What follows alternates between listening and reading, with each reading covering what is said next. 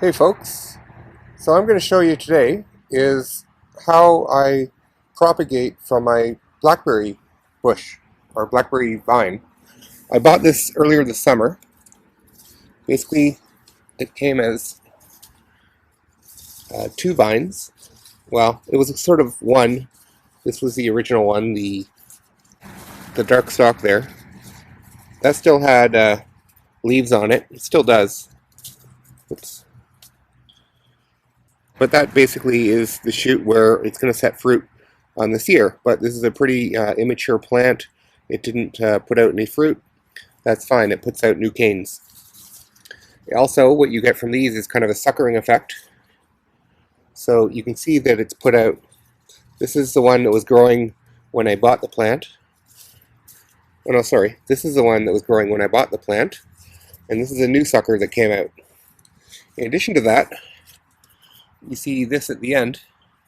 And if I go in close, you can see there's roots growing at the end. And that's called a tip layer. But quite often you'll create that condition on purpose by burying the tip. That's a very good way to propagate raspberries or blackberries. It just so happens this one did it on its own. So I'm just going to actually make that take root and continue the process. So I dug a hole close by, and what I'm going to do is just cut off some of the stuff growing at the end of the tip.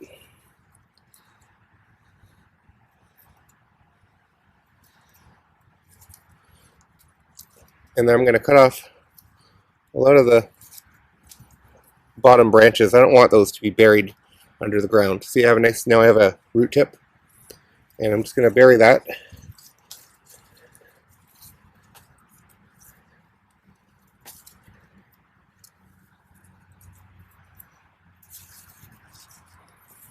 Like this.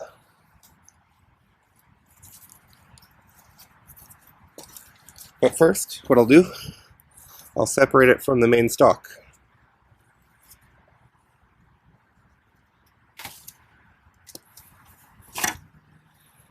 There we go. That's our new plant.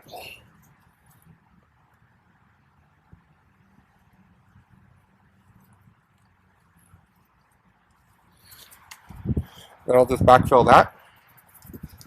So now, what I can also do, see how these are really long?